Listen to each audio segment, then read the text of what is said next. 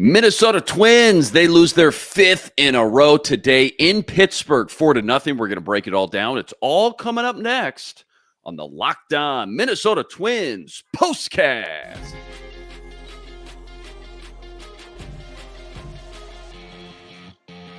You are Locked On Twins POSTCAST, part of Locked On Minnesota on the Locked On Podcast Network.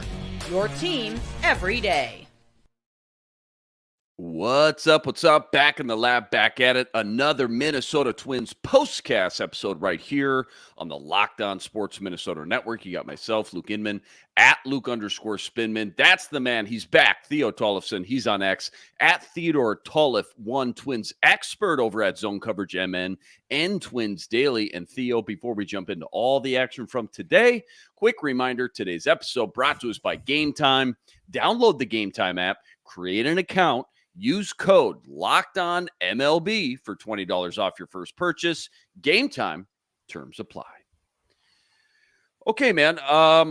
Game 8 of 9 in a row on the road. Coming into this one on this 4-game skid right now. Simeon Woods Richardson on the mound for this one. He was phenomenal, all things considering. We'll do a little deep dive on him here in a second. But between him and then the Pirates kind of platoon they threw out there, kind of an old-fashioned pitcher's duel for this one for the first 7-8 innings, 0-0 until the bottom of the 7th. Solo shot makes it 1-0 Pirates. They add on 3 more in the 8th off Duran and Castillo to make it 4-0. And that was really all she wrote, man. Twins lose their 5th in a row now. For the second game in a row, too, they kind of waste a pretty solid start by their starting pitcher, and they drop to 33-31 on the year. Again, let's talk Richardson here in a second, but first, biggest takeaways, kind of 8 topics from Game 2 in Pittsburgh. What can we say other than they've been consistent with being inconsistent this season? Right. Another 5-game losing streak is now on the line, and this is not good, especially when you have a bullpen day from the opposing team. And I am someone who's never been a fan of the bullpen games. You waste your reliever arms, even if they do pitch well. They're going to be a little more tired the next day, especially if the starter has a blowout. That's why I've never liked it, but it lucked out in Pittsburgh's favor, and the bats just did not show up whatsoever. And it really was one of Richardson's best starts of his career so far. I mean, that was the furthest he made it into a game, and then Tellez, with that solo shot, really just set everything against him to really complete that 7th inning after a base hit from Yasmani Grandal to follow that as well. It's just a frustrating loss nonetheless. I don't think you can really walk away with this one without any positive outlook outside of Woods Richardson performance. And I can definitely understand where people are frustrated, because this was one you should have definitely taken when there's no starting pitcher. There's no Paul Skeens, right? No Mitch Keller, right? And you have the bullpen. This is your opportunity to strike, and they didn't, which is just infuriating. It's infuriating, frustrating for sure. Let's start with the glass half full, as you kind of tapped into. 6 1/3 for Woods Richardson. 6 hits, 1 earned, 6 Ks, 0 walks, 92 pitches. Again, gives up the solo shot in the 7th, but even with that, come on, man. I mean, that's another big boy outing from him as he just kind of continues to put together a great season really thus far. What'd the report cards say on him? And I guess how promising is he starting to look for this rotation long-term right now? Right now, he's looking very positive as a long-term option, viable one. I know there's some questions regarding what could happen with Paddock and his health concerns over the next month and what could happen there. I know Louis Varland will likely not be the guy for that, because his last start on Thursday night for Game 2 of a doubleheader against the St. Paul Saints, he just had an atrocious 2nd inning where he faced 11 batters, gave up, I think, 3 walks, 4 hits. So the starting pitching depth is looking pretty meek throughout the organization right now. So to have one of your guys who was the number 6 man, 7 at the start of the season, who's worked his way into the number 5 role, it has really worked well for them. And this is what they needed from him to really prove his worthwhile. And, the 0 walks is a huge takeaway from today's game, because the starting rotation this turnaround on the road, everyone else had been struggling with the walk game, even Woods Richardson the last time around on this road trip up until now. So taking that away, and let's talk about his velocity too. He hit 97.2, which is a career high in professional baseball for him. That's a huge thing to show that whatever he did this offseason with his arm slot location and where he's really fixing that, on that side of things has just really worked well for him, and he's really turned himself around from where he was a year ago at this time in AAA. So I think there's a lot of positive to take away from him. And if you really just don't want to dwell too much on the negative, I mean, his one bad pitch to Torres, I've talked to a lot of pitchers in the minors this season, and what they say when those moments happen, you just tip your cap to the hitter. Yep. And I think Woods Richardson definitely can walk away from the start with a lot more positive than negative. It's just his battery mates did not carry for him. Yeah. They're professionals on the other side too, right? They get paid a lot of money to swing the bats as well. All in all, though, like you said, a lot of encouraging signs from Woods Richardson right now. Speaking of the starters, I just saw this. Aaron Gleeman, the geek on Twitter, Twins starters have a 4.7 ERA, okay? Third worst in the AL, only ahead of the White Sox and the Oakland A's. Twin starters have also allowed an MLB high 57 homers. Joe Ryan and Woods Richardson have combined for a 3.2 ERA in 22 starts. That's actually going to go down, that number, after today. Mm-hmm. All other Twin starters, though, have a 5.53 ERA in 41 starts. So just knee-jerk reaction, thoughts when you hear those stats, and does it all kind of start and end with Pablo Lopez, or is there more to it right now with this group? I was speaking with a source earlier in the season, and they said that they really believe Joe Ryan to be the best pitcher in the starting rotation. And even earlier in the season when them and I spoke, well, they said that Pablo Lopez, I mean, there are some reasons to be concerned, and now we're finally seeing that with some of those locations. I mean, his last time on the mound, he had 6 walks, a career high, but all 6 of those walks were walking Juan Soto, Aaron Judge, and Giancarlo Stanton twice each. Right. So he was not even trying to work them within the zone to get them out. I think that just was a lack of confidence this time around for him. Chris Paddock, I mean, for a guy who's coming back from second Tommy John surgery, you're just glad you've gotten what you have workload-wise out of him, but you're not. And the numbers are still discouraging despite that. And Bailey Ober, especially, too. I mean, someone you really counted on to be on that middle rotation piece. And now you're wondering what's going to come next for him. And yeah, there is reason for concern all around. Offensively, right? When you're trying to hit and get into a groove throughout a game, right? As a batter, I know they say it's usually like the third time around in the order. Guys start to get really comfortable off the same pitcher, right? You start to really pick up on some tendencies where that ball's leaving their hand, the arm angle, all that stuff. The Pirates starters today, or the starter, I should say, and you already tapped in on this, but the starter went 1 2/3 today. Then they roll with the platoon, as you mentioned. So Twins ended up seeing what? 1, 2, 3, 4, 5, 6 different arms by the time it was all said and done. Is that harder than maybe people realize as a hitter? Or are you taking the platoon day over, like a number 1 or number 2, starter out there every day of the week? Which side of the plate are you kind of on with that? I mean, you got to take advantage of these bullpen games. I think they're just, right? Yeah, they're ridiculous. I mean, again, you could have seen some of these guys last night, and some of them, one of those 2 guys is definitely going to be back out tomorrow. Yeah, pending how Jones pitches, and if they're not taking advantage of that, then it's real concern. But fortunately, when they return home on Monday, they have one of the worst pitching staffs in all of baseball to recover with the Colorado Rockies. Okay. So yeah, you got to take advantage of what comes tomorrow, even though it's one of the Pirates' other young studs, Jared Jones. And you got to hope one of these other 2 relievers show up on the mound tomorrow and you take advantage of the mistakes that you didn't today. Right. No, well said there. All right, Rocco report, favorite, least favorite, move, decision, whatever from today's game. Game 2 versus Pitt, the Rocco report. It says what? It says that you should definitely have not pinched hit Manuel Margot for Alex Kirilloff. Yeah. I mean, that's the thing with these bullpen games too. I mean, if you pinch hit a righty for a lefty, they can take the guy out and get the righty-righty, lefty-lefty matchup if they want. Just as long as they face 3 hitters, doesn't matter what happens there. So I think that was costly. I think you could have left Kirilloff in or put someone else into the pinch hit spot and then have done Margot as the defensive replacement. But yeah, that was just a costly move that really could have kept this game closer. I think that's more than fair. Absolutely. Rocco deserves a little bit of criticism for that move for sure. All right, plenty more deep dive from this one. Plus, we got our nerdy stat of the day. That's all coming up right after this. Quick reminder, today's episode brought to us by FanDuel, America's #1 sportsbook and official sportsbook partner of the MLB. Right now, playoff time in the NBA and NHL, not to mention baseball's in full swing.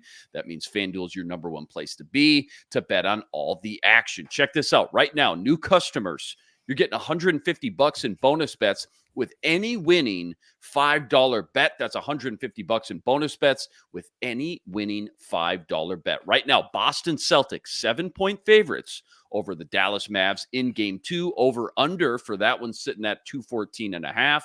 Plus, you can always bet on everything from slap shots to home runs to slam dunks, all on the app that's safe, secure, and easy to use. So what are you waiting for? Visit FanDuel.com/lockedon. Make your first bet a huge win.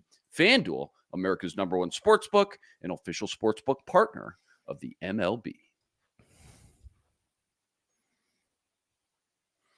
Is hitting an offense, like scoring, just in general, is it down this year compared to other years, or is this kind of a Twins thing right now? Like are numbers down across the league right now compared to years past? Yes, I think last time I looked, the MLB league average for OPS, which I'm looking up right now, once again, was below 702, which has been pretty consistent over the last 6-7 years. Okay. But the league average, I think, has been dipping below that, and I think it's just telling of how great pitchers have gotten in today's game and how challenging it is to try to hit in Major League Baseball these days. But there has to be some balancing act, of course, as well. I mean, we're seeing a decline in Joan Duran, who is not throwing as fast as we know he has been able to the last 2 seasons, but that comes with throwing 100+ consistently. That, the brightest stars are going to burn out faster. That's just how it goes. So you want to look at keeping that for the longevity, and I think we will hit a precipice sometime before this decade is over in terms of just how we handle pitching development and not having everyone throw as fast as they can. I mean, I was literally at a family graduation party last night working with one of my little cousins on accuracy, not velocity, and he's only 11 years old, as a great example of just saying, hey, focus on this. Your arm strength is going to come with time, and you're only 11 years old. You have a long way to go before you have to worry about how fast you're throwing.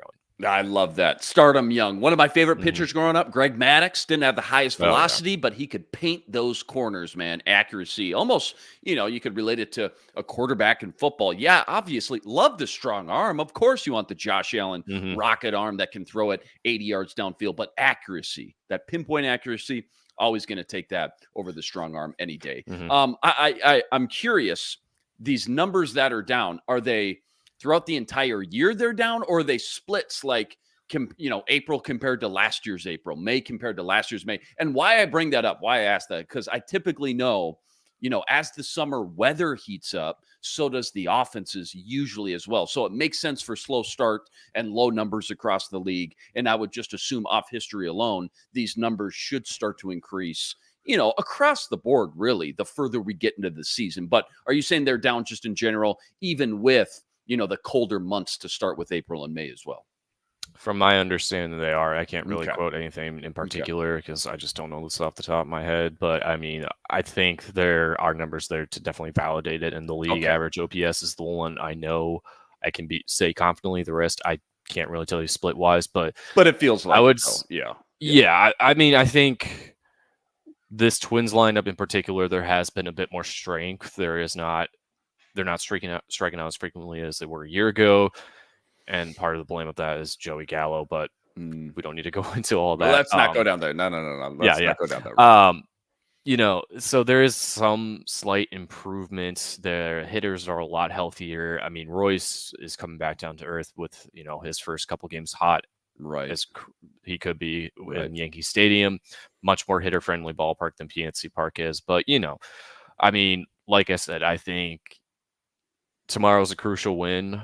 But looking at the teams they have to face on the next homestand, who are all not doing too great, and really the only pitching staff you have to worry about on the next homestand is Tampa Bay compared to Colorado and Oakland. I mean, you want to make sure you get this road trip to be 3-6, which still isn't great, but it's better than Right. 2-7. Salvage it at this point. They're Mhm. so thirsty for a win. Salvage it, end this thing on a hot note, and we'll preview this in the next segment here. But I do want to ask you and kind of touch on that that kind of soft schedule coming up, especially with 10 games at home. But before we get there, nerdy stat of the daytime. Any crazy stat or analytic Twins related that you got locked and loaded? Lay it on us.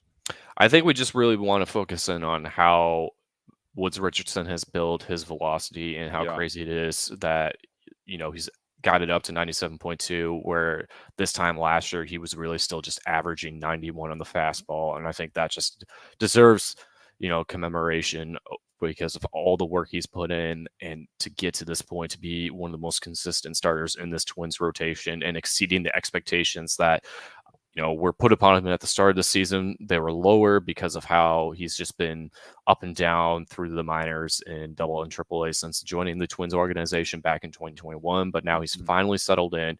That fastball velocity is as fast as it's ever been for him, and he just looks confident and feels confident with what he's doing. And he's going to stay in this rotation, I think I can say safely, until the All-Star break. Yeah, absolutely love that. Love what we've seen from him. One of the few bright spots, really, not only in the rotation, but really the entire organization thus far this year. All right, don't go anywhere. Got to preview Game 3 tomorrow. That's all coming up right after this.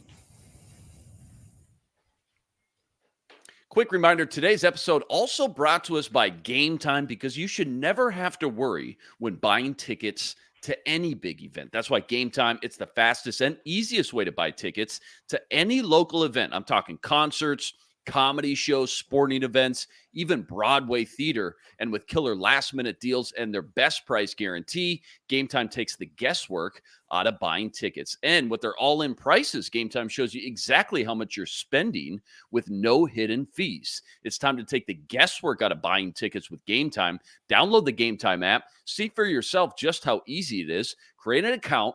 Use code LOCKEDONMLB for $20 off your first purchase. Again, just create any new account and redeem your code LOCKEDONMLB for $20 off your first purchase. Download Game Time today. Last minute tickets, lowest prices guaranteed. Game Time, terms apply. All right, Game 3 in Pittsburgh tomorrow. Feels like, again, the Twins just desperately need a win in the worst way now at this point. Bailey Ober on the mound versus Jared Jones. Quick scouting report. And what kind of lineup changes are you guessing Rocco makes in another Game 3, if any? Like, do you think Royce gets another day off, or what are we looking at in that department? No, I think Royce is in the lineup tomorrow. He might be a DH potentially just to balance things out for him so they're not overworking him too much and he's getting the at-bats in. I think the thing to look out for is Ober in particular, how he's going to turn around from this bad stretch of starts. And this Pittsburgh lineup has proven to be resilient. I mean, they still have only scored how many runs again? 4 today and then 3 last night. So 7 runs total in 2 games, which is not significant. So this is a good opportunity for Ober to hopefully regain his confidence and set himself up well for a really good start next time around against Oakland at home. I think everything's going to be on the lineup.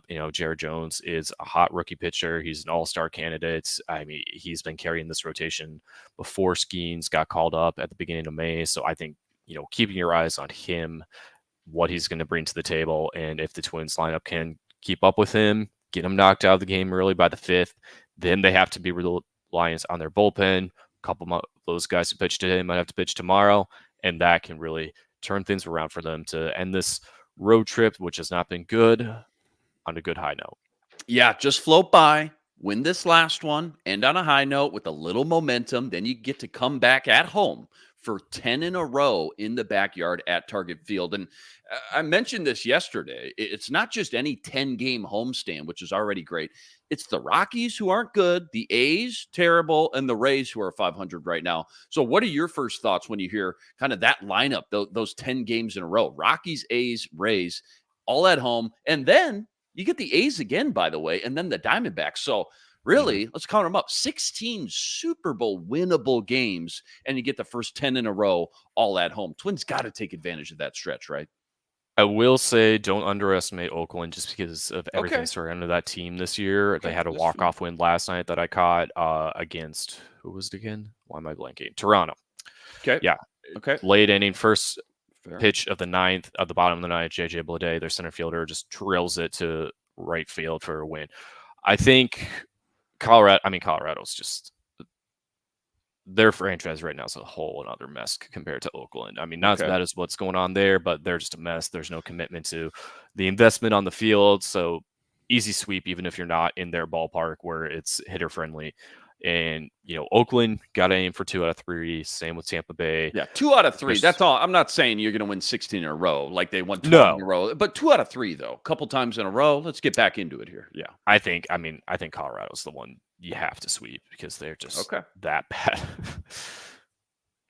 Yeah. If you're going to get it out of the way. Yeah. Yeah, absolutely. All right. Always fun talking Twins with you. Win or lose, Twins do lose game 2 in Pitt. Game 3 tomorrow. Okay. The 9th and final road trip before, again, they come back for 10 in a row at home. Bailey Ober on the mound for that one. First pitch, 12:35 p.m. Central Standard Time start. As always, huge shout out to everybody that joined us on the stream. Rest assured, we're going to be back each and every game, same time, same place right here to break it all down. And quick reminder, go check out all of Theo's work on X at Theodore Tollef1 and all the work you're always ripping up over at ZoneCoverageMN.com and Twins Daily. Anything new? I haven't talked to you in a while. Anything new we can go check out as of late? I had a great story that came out yesterday on Twins Daily. Good interviews with Brooks Lee and his dad, Larry Lee, and how he really just went through his rehab process, and this being his longest time on the shelf since joining the Twins organization, and what he did to really just hone back into himself.